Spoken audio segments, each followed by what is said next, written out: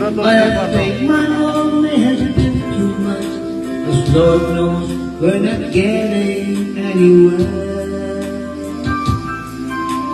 Since we're always glowing, whatever we got going, and it seems that time we've always got, we haven't got a prayer.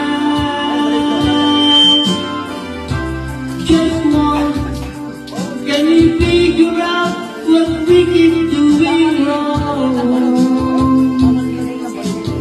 Why the good times never last for long?